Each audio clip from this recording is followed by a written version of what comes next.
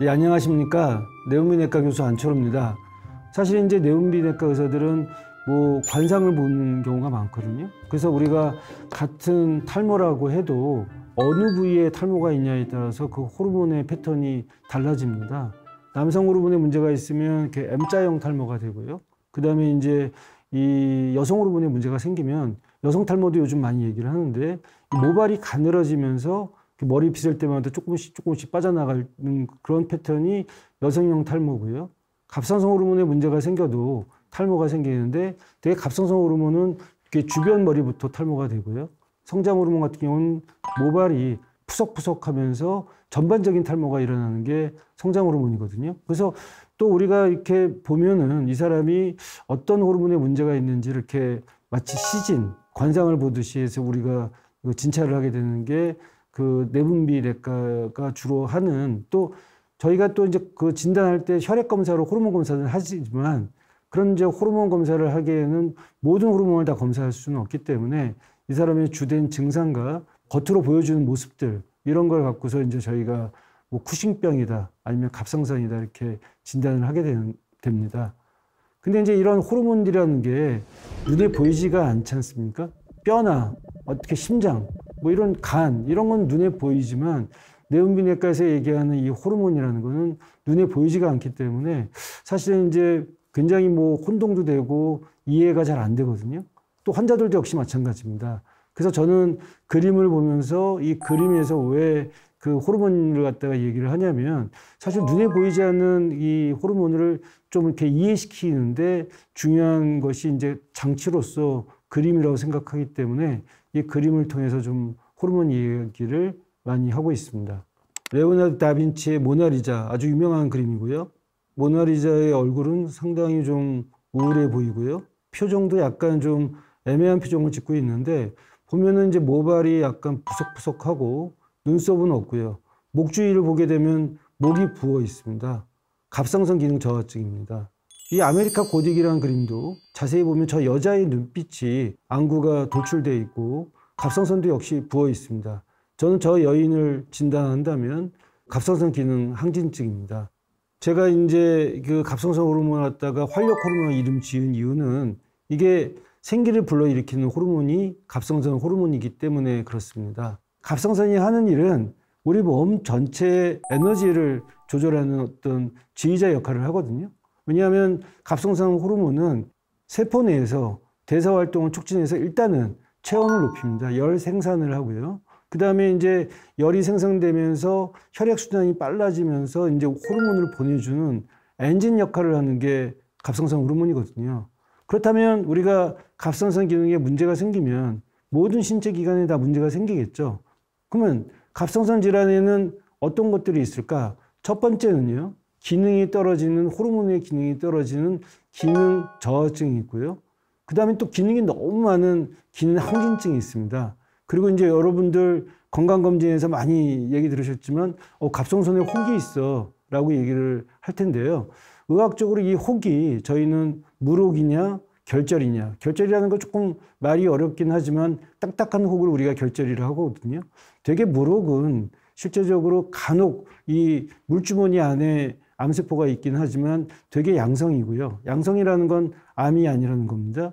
근데 결절은 이게 딱딱한 혹인데 이거는 양성일 수도 있고 악성, 암일 수도 있거든요. 근데 이런 경우에는 사실 결절의 사이즈라든지 결절이 이렇게 누워 있는지 서 있는지, 결절이 이제 우리가 초음파상으로 까맣게 보이는지 희게 보이는지 석회가 있는지 없는지 이런 여부를 거쳐서 암세포가 나오냐 안 나오냐를 보고 수술 여부를 결정하기도 하는데요.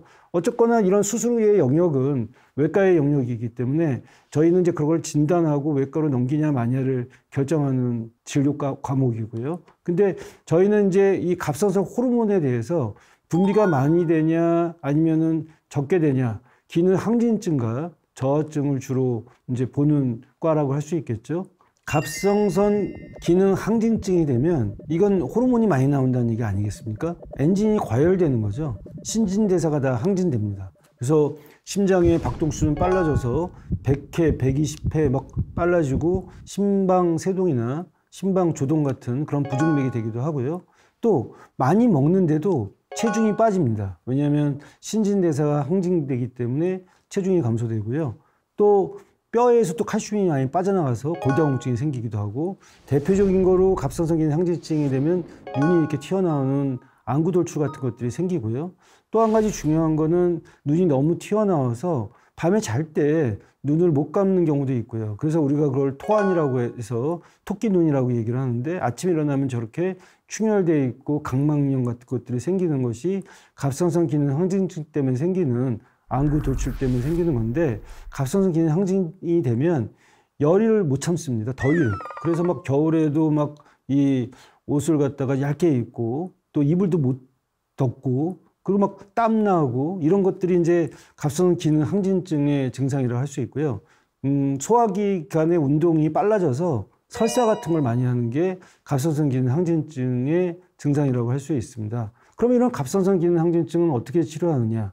항진이 심한 경우에는 일부 갑상선을 절제하기도 하지만 되게 약물로요. 이런 갑상선 호르몬이 분비를 갖다 억제하거나 생성을 억제하는 그런 치료를 갖다가 1년에서 2년 정도 하면 한 40%, 60% 정도는 완치되는 경우가 많습니다. 근데 완치됐다고 해서 계속 그냥 두고 보면 안 되고, 이런 갑상선 기능 항진증이 있을 때 재발이 많이 되거든요. 그래서 이제 재발 여부를 갖다가 잘 봐야 되고, 자가항체 검사를 좀 해야 되고요. 또 갑상선 기능 항진증이 있을 때 암 같은 것도 갑상선 암이 잘 생기기 때문에 이런 기능 항진증이 있을 때 주기적으로 어떤 추가 검사를 하고 계속 좀 모니터링을 할 필요가 있을 것 같고요.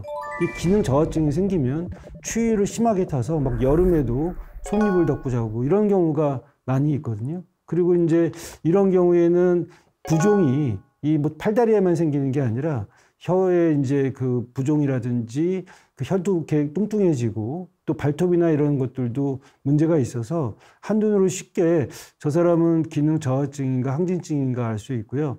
감정적으로 또 기능 저하증이 생기면 이게 우울증의 느낌이 들고요. 사실 제가 그 정신과 병동을 이렇게 지나면서 이렇게 보니까 우울증 환자로 입원해 있었는데 보니까는 이분이 갑상선 기능 저하증인 거죠. 그래서 제가 우리 레지던트한테 저 환자분의 어떤 호르몬, 갑상선 호르몬 검사를 해봐라. 그랬더니 정말 갑상선 기능이 떨어져서 생긴 우울증이었거든요. 그래서 저희가 이제 갑상선 호르몬을 투여를 했더니 이분이 뭐 말도 굉장히 빠르시고 굉장히 성격이 유쾌하신 분인데 갑상선 기능 저하증 때문에 그런 감정적으로 우울증으로 표현됐던 환자였던 것 같습니다. 그래서 저희는 이 갑상선 기능 저하증에는 갑상선 호르몬을 투여하면 되겠지만 사실 정확한 양을 투여하는 게 좋습니다.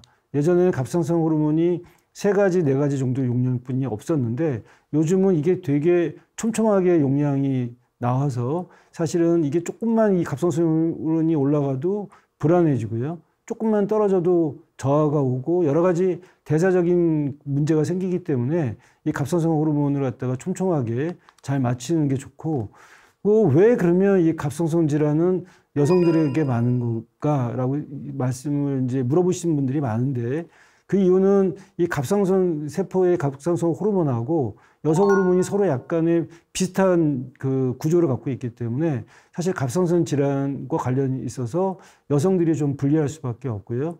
특히 스트레스 호르몬이 있으면 항진증이 잘 유발될 수가 있고 항진증의 증상이 악화될 수가 있습니다. 그래서 제일 안 좋은 게 이제 여성이면서도 스트레스를 많이 받게 되면 갑상선 질환의 이제 유병률이 높아질 수 있으니까 그런 것들을 주의하셔야 되고요. 되게 이제 젊은 여성들은 갑상선 항진증이 많고요. 그 다음에 이제 여성, 남성으로 보게 되면 여성들은 저하증보다 항진증이 많습니다. 근데 나이가 들면서 이제 남성들도 갑상선 질환이 생기는데 그런 경우에는 항진증보다는 저하증이 많이 생기고, 그러니까 나이가 들수록 남성일수록 저하증이 많이 생기고, 그 다음에 이제 여성이 있고, 그 다음에 이제 젊을수록 항진증이 많이 생기는 거죠.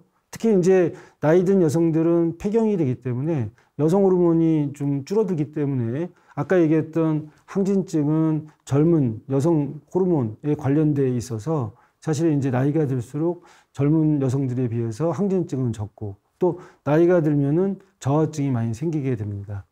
오늘은 활력 호르몬, 갑상선 호르몬에 대해서 말씀드렸고요.